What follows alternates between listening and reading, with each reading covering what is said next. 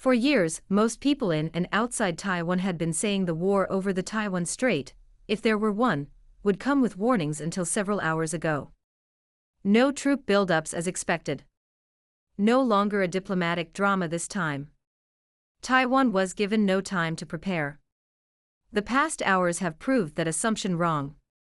The Chinese mainland launched an unannounced drill around the island, with warships operating just 9 kilometers from shore.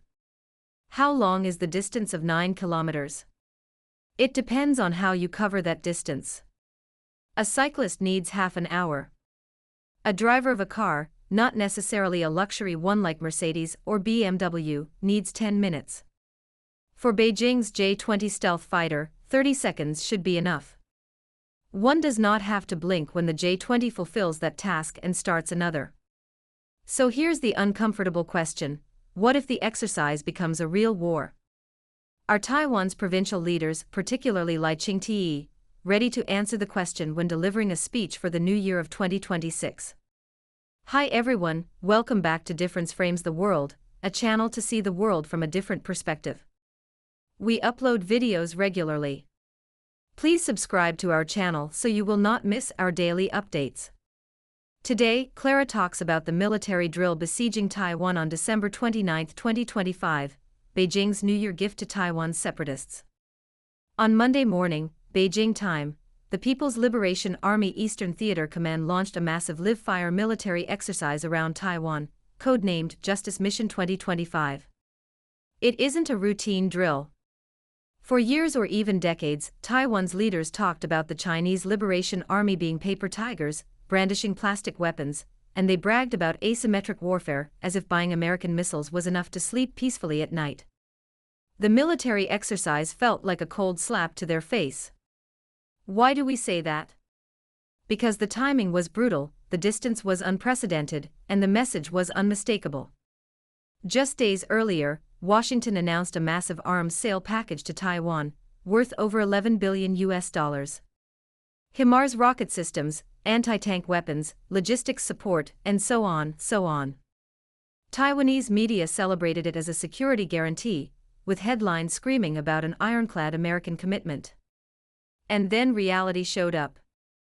Before the ink on the arms deal was dry, PLA warships were already at Taiwan's doorstep. Taiwan can buy whatever weapons it wants, but Beijing is showing the US and Taiwan how easily those weapons can be blocked, delayed, or rendered useless.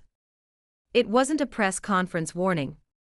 It was Beijing flexing its muscles. What impressed military analysts the most wasn't the size of the drill. It was the way it began. In the past, PLA exercises were like weddings with grand ceremonies. There was always notice.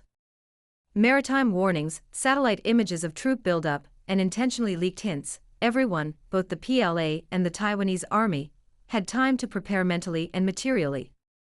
This time, none of that happened. The announcement came at 7 in the morning. But by that time, when the news was broadcast, the East Theater Command's warships were already at sea, aircraft were already airborne, and missile units were already positioned. That tells us something extremely important. It means the PLA can now switch from peace to a high-intensity military posture almost instantly. For decades, people assumed war would come with weeks or even months' advance notice. People on the island would have time to withdraw money, stock instant noodles, and make plan Bs or Cs. This drill quietly erased that assumption. Last night, people were doing whatever they liked. This morning, they woke up to find the encirclement already drawn. That kind of uncertainty is powerful and unsettling.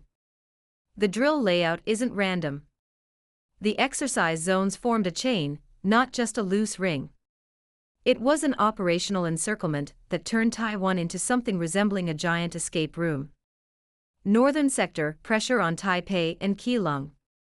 In the north, 2 major exercise areas encircled Keelung Harbour. It was critical because Keelung is not just a commercial port. It's a logistical artery for northern Taiwan and dangerously close to the political heart of the island. This configuration sends a clear message to decision-makers in Taipei: the island's so-called defense depth disappears quickly when absolute power enters the equation. It takes only 30 seconds for the mainlanders to reach the shore of the island. It is so short that no one can respond to it.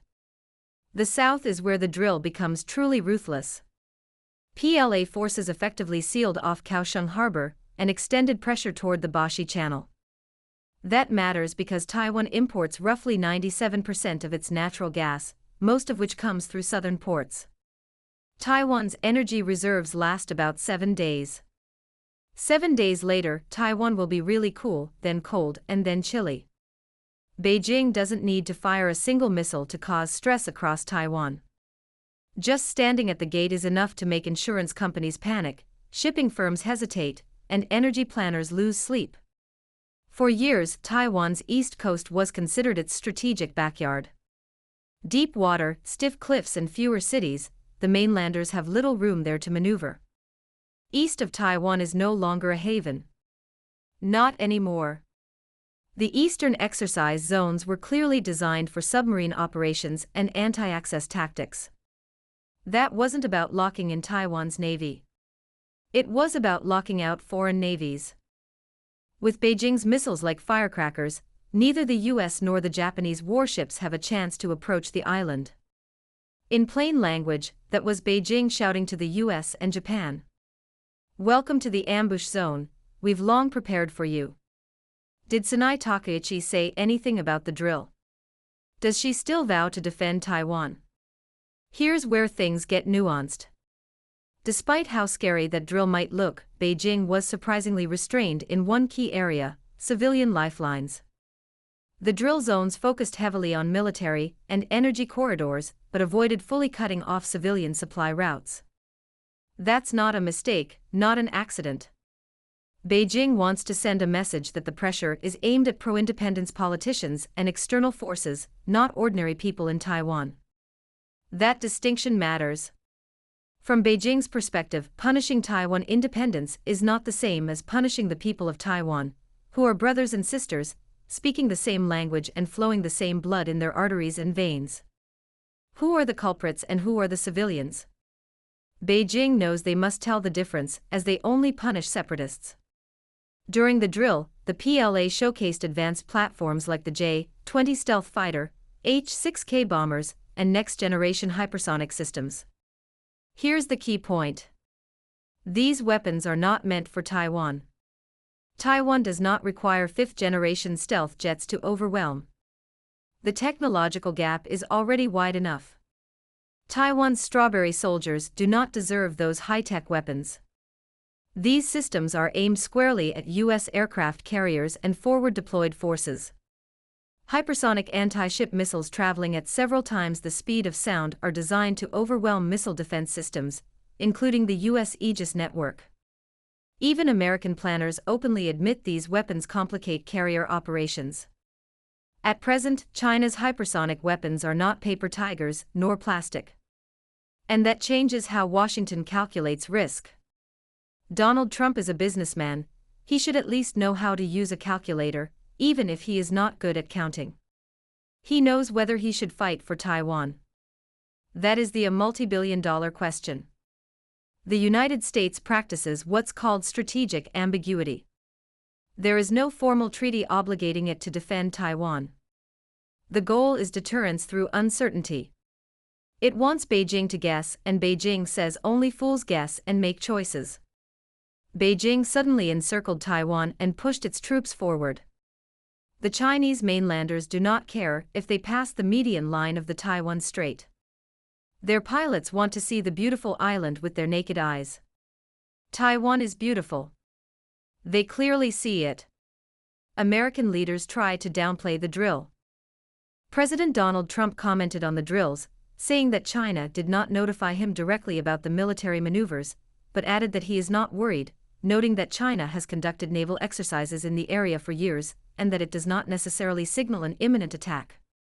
He repeated that he has a good relationship with Chinese leader Xi Jinping, and does not believe China will take aggressive action right now. This tone suggests reassurance rather than alarm from the U.S. Executive Office. Separately, the U.S. State Department has defended the recent sale of defensive weapons to Taiwan. The U.S. government has framed these arms transfers not as offensive pushes toward conflict, but as support for Taiwan's self-defense capabilities and a contribution to regional stability amid growing tensions. The emphasis from Washington is on maintaining Taiwan's ability to deter coercion rather than endorsing independence or a promise of direct defense. The recent U.S. arms package, the largest ever offered to Taiwan, including systems such as long-range rockets and defensive equipment, is widely seen as part of the backdrop that triggered China's drills. The Chinese government itself has cited the arms sale as a provocation and claimed it undermines regional stability. The American messaging so far has two main threads: caution against exaggerating the drills, while maintaining awareness of rising tensions. Support for Taiwan's defensive posture through weapons sales and diplomatic reaffirmation of the importance of peace and stability in the Taiwan Strait. It means the U.S. is not signaling immediate military intervention, but it is publicly defending Taiwan's right to self-defense and warning against destabilizing actions.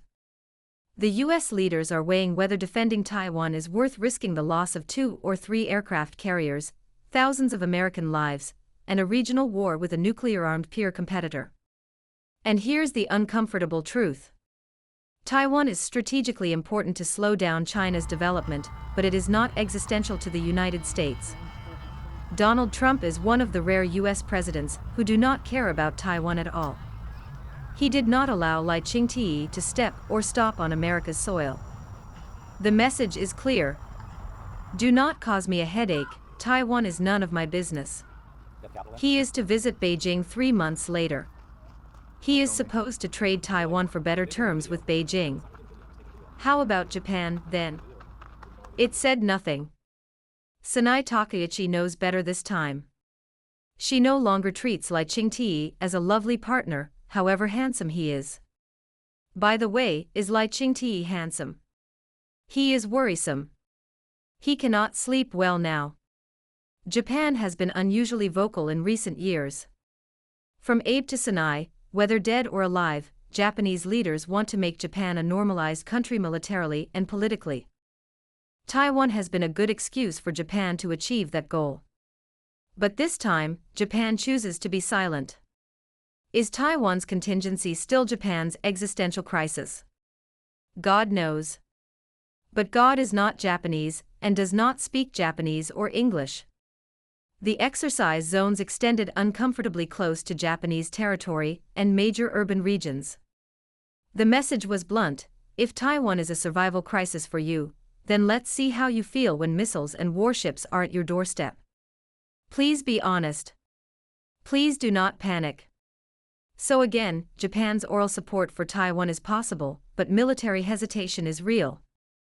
Now let's talk about the man probably sleeping the least right now, Ching-te. With New Year's Day approaching, he is scheduled to give a major speech. Historically, these speeches lean heavily into identity politics and language that Beijing views as crossing red lines. The drill is a loaded gun on the table. It hasn't fired. But the glamour of the gun's cold metal is palpable. Beijing kept telling him that every sentence has a price. He could pay that price before. But this time, he knows there will be consequences if he says the wrong thing. That suggests planning not just for attack, but for control and management afterward. Beijing can change its mind to take Taiwan by force in a second if deemed necessary. In the end, let us end the video with one big question: is the war coming? Let's be honest and clear. Is Beijing going to take Taiwan by force? Possibly. Probably. But not necessarily. Is the war happening tomorrow? Highly unlikely. What we are seeing right now is the highest level of coercive pressure, short of war. Beijing's goal is psychological dominance, political submission, and strategic deterrence. If Beijing can force a pullback without firing a shot, that is the ideal outcome. But two variables could change everything. Variable 1 is political miscalculation. If Taiwan's leadership continues to escalate rhetorically or openly challenges Beijing's red lines, the cost may rise very quickly. Next time, the warships can be 900 meters away, not 9,000 meters. Variable 2 is accidental escalation. The Taiwan Strait is now crowded with warships. When forces operate this close, mistakes happen. A radar lock can be misinterpreted. A pilot can misjudge distance. A nervous finger slips. It is like playing with a lighter in a room filled with gas. No one wants the explosion, but accidents don't ask for permission. Here's the reality most people don't want to face. If Beijing decides to move, it won't look like the wars of the past. There will be no long mobilization period. No dramatic declarations. It will start with isolation, cyber disruption, air and sea dominance, and then precision strikes. The decisive phase could last days, not months. The goal would be speed, shock, and paralysis. Despite everything, there is one stabilizing factor. The initiative is entirely in Beijing's hands. That means they control the pace, the pressure, and the off-ramps. China is not fighting for survival here. It is exercising relative strength. Think of it like an adult restraining a child. The adult doesn't need to break bones to win. The sheer imbalance of power is enough. More importantly, Beijing views Taiwan as an asset, not a scorched earth. The communists don't destroy what they plan to inherit. They don't ruin what they love. From their perspective, governance after unification matters more than battlefield glory. And that, ironically, is the greatest safety net for ordinary people. Right now, Taiwan feels like the Titanic. Some people are dancing. Some are playing music. Some are shouting into microphones that the ship will never sink. But the iceberg is visible. And this time, it smells like gunpowder. The final variable isn't Beijing. It isn't Washington. It isn't Tokyo. It's whether Taiwan's leadership chooses to break away formally from the Chinese mainland. Will Ching-te have the guts to do that? If you are not sure, please share our video with people you know and tell us what you think and what they think. Subscribe to the channel if you have not done so you can find the way back to difference frames the world, watching our videos coming tomorrow.